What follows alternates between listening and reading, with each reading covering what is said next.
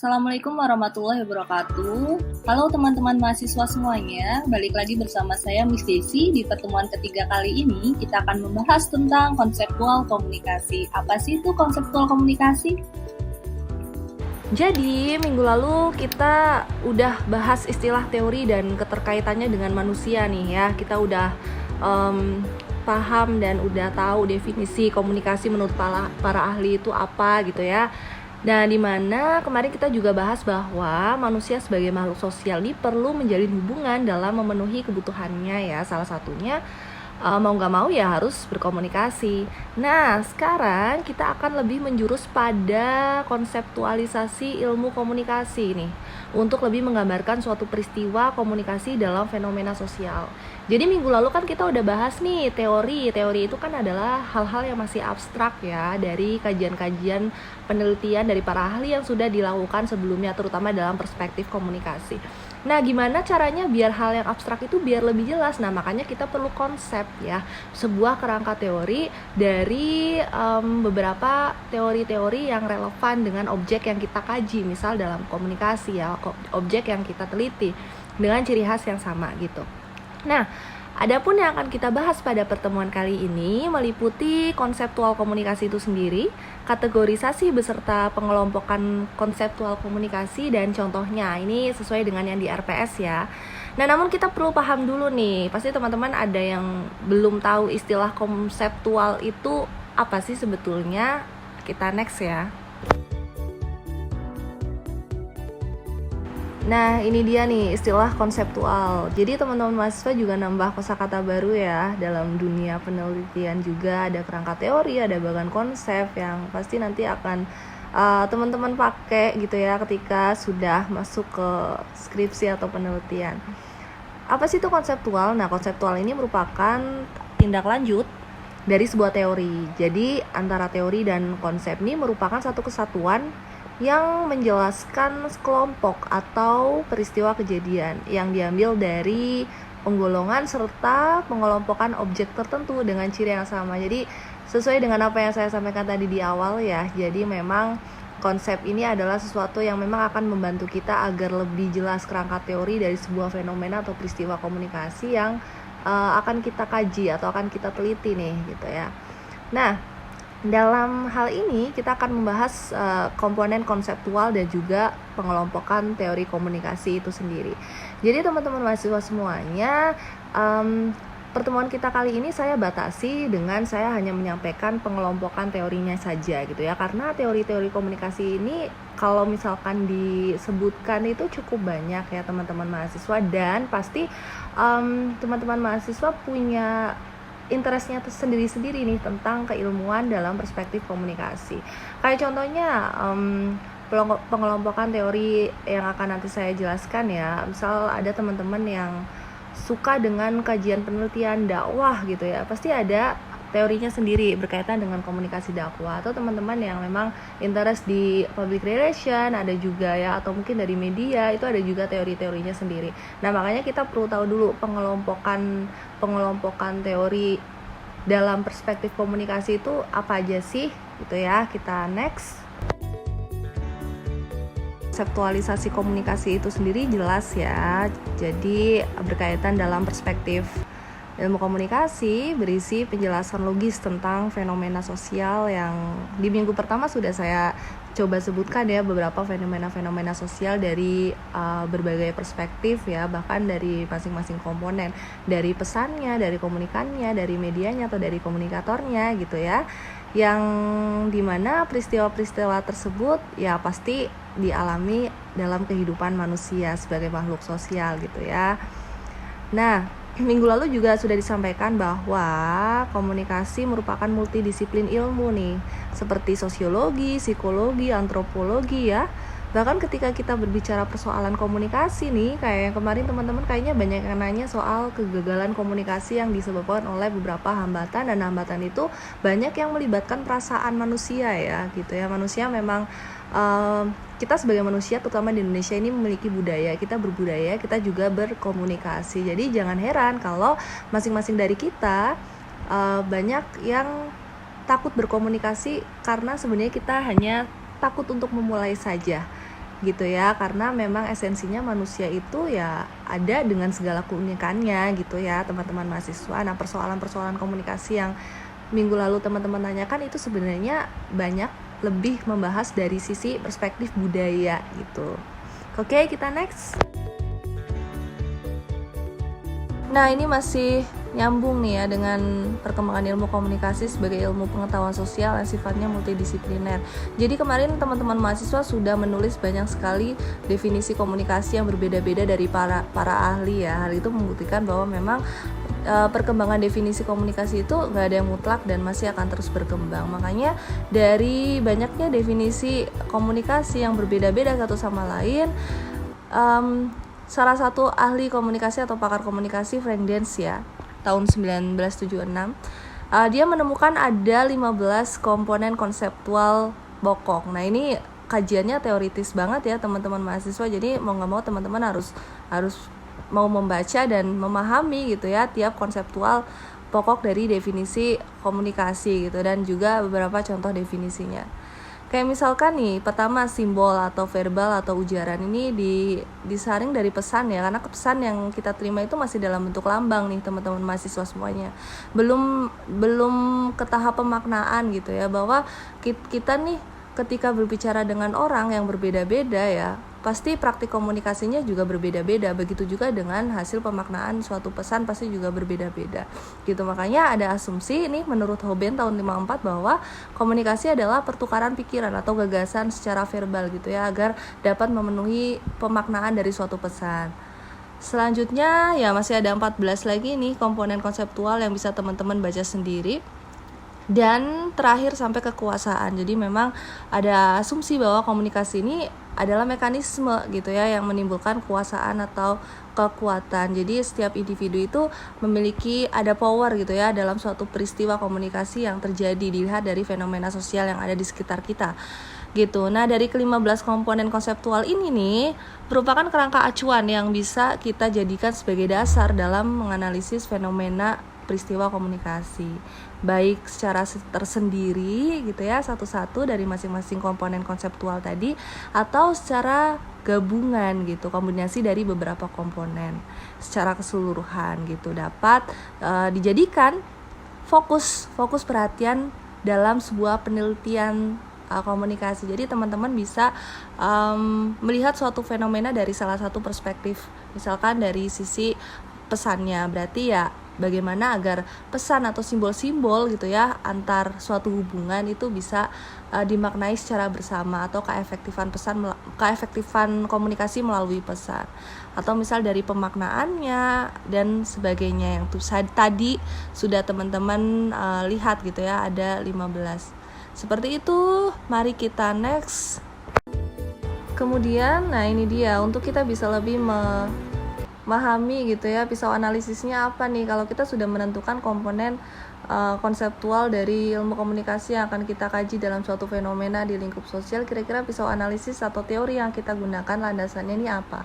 Nah, untuk mempermudah beberapa pengelompokan atau penggolongan teori dalam komunikasi, Little John dia sudah mengelompokkan beberapa teori-teori menjadi dua jenis teori. Pertama, teori yang sifatnya umum dan juga kontekstual.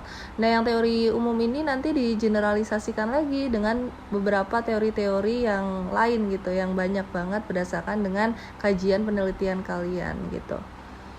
Nah, kalau kontekstual nih terkait dengan konteksnya apa ya, ini nanti kaitannya dengan tipe-tipe komunikasi. Jadi teori kontekstual ini ada beberapa hal yang nanti mungkin akan dibahas ya di bagian materi tipe-tipe komunikasi ya, karena teori kontekstual ini seperti komunikasi intrapribadi, antar pribadi, kemudian komunikasi organisasi, massa gitu ya. Jadi dalam konteks apa nih peristiwa komunikasi itu terjadi gitu ya, antar manusia kah gitu ya, antar pribadi, atau mungkin dalam level organisasi atau sampai ke massa. Nah, ini nanti akan kaitannya dengan materi tipe komunikasi ya.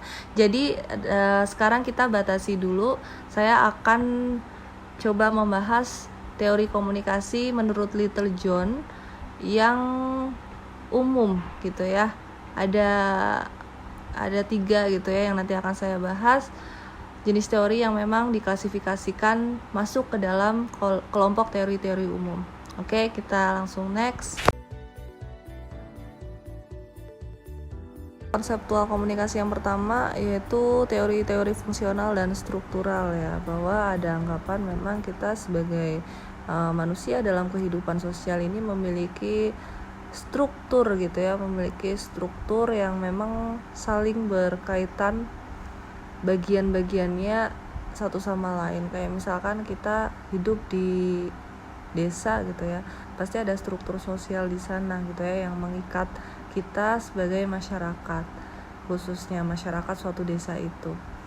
Nah, kemudian fungsionalisme nih, fungsionalisme ini lebih ke fungsi dari elemen-elemen masyarakat itu, seperti norma, adat, tradisi yang ada di suatu desa itu misal ya kita sebagai masyarakat desa gitu. Jadi contoh kecilnya seperti ini, kita sebagai seorang individu kita tidak bisa menjalankan aktivitas secara egois gitu ya, secara sendiri. Kita pasti butuh yang namanya lingkungan sosial yang ada di sekitar kita untuk sebagai pemusatan kebutuhan kita.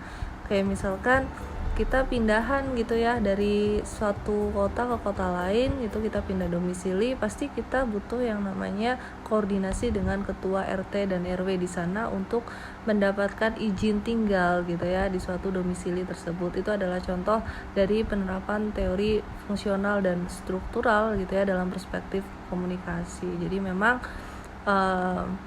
sudut pandangnya itu lebih luas gitu ya dalam kajian ilmu sosiologi dan juga antropologi gitu teman-teman mahasiswa. Oke, nanti kita bahas contohnya di slide selanjutnya ya. Kita next. Kemudian kelompok teori yang kedua adalah teori behavioral dan juga kognitif. Nah, teori behavioral dan juga kognitif ini merupakan kajian teori yang memang berkaitan dengan feedback ya. Jadi kemarin kan saya sudah menyampaikan bahwa level esensi dari komunikasi itu ketika kita bisa merubah perilaku lawan bicara kita, terdiri dari kognitif, afektif, dan juga konatif. Nah, itu semua lebih dijelaskan pada teori behavioral dan juga kognitif ini. Salah satu teorinya yang pernah saya pakai dalam kajian penelitian saya adalah teori SOR ya, Stimulus Organism Response gitu. Jadi memang objek kajian material gitu dari teori ini itu memang lebih ke ranah psikologi gitu ya, bagaimana kita bisa merubah perilaku lawan bicara kita dalam suatu peristiwa komunikasi dengan bentuk pesan yang kita sampaikan. Misal contohnya dalam hal digital campaign yang ada di media sosial ya, sebagai stimulus, kemudian penggunaan media, intensitas penggunaan media sosial sebagai organisme gitu ya, yang kemudian bisa memancing respon orang-orang. Jadi semakin mereka sering menggunakan media sosial, maka semakin sering dia melihat pesan-pesan campaign yang ada di media sosial tersebut, sehingga akan semakin terpapar untuk dia mengetahui, kemudian melaksanakan dan sampai ke merubah perilaku sesuai dengan isi pesan yang kita harapkan gitu. Kurang lebih seperti itu. Kita next ya. Oke, kita masuk ke kelompok teori yang terakhir adalah teori konvensional dan interaksional ya. Jadi ini adalah salah satu kelompok teori umum yang berkaitan dengan proses interaksi sebagai sebab dari sebuah struktur yang ada di kehidupan kita gitu ya, dalam lingkup sosial. Kalau misalkan teori yang di awal, struktur dan fungsional, itu kan fokusnya pada struktur sosial ya, maksudnya di luar sistem gitu ya, di luar sistem kendali, karena kita hidup di lingkungan sosial. Kalau misalkan interaksional dan konvensional ini fokusnya adalah pada simbol, pada suatu pesan yang terkonstruksi dalam sebuah lingkungan sosial gitu, sehingga membentuk struktur. Jadi struktur itu sebagai akibat dari interaksi yang terjadi dari kehidupan kita sehari-hari, misal dalam lingkungan sosial. Contohnya kayak misalkan di media sosial, pasti interaksi itu terus terjadi ya, bahkan ketika kita upload foto pasti akan ada balasan-balasan yang itu menjadi suatu kebiasaan gitu ya bagi kita.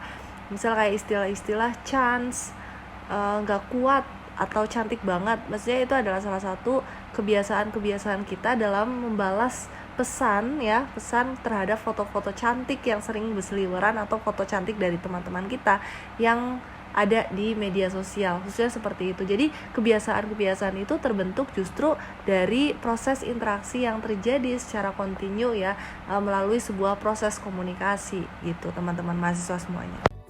Baik teman-teman mahasiswa semuanya, berakhir sudah materi pada pertemuan hari ini. Tadi kita sudah membahas ada 15 komponen konseptual ya untuk menganalisis fenomena sosial dalam perspektif komunikasi, dan kita juga sudah membahas beberapa landasan teori yang bisa menjadi pisau analisis nih teman-teman mahasiswa semuanya. Tadi kita sudah bahas dengan memahami dulu beberapa pengelompokan jenis teori ya menurut Little John yang kita batasi hari ini, yaitu pada teori umum.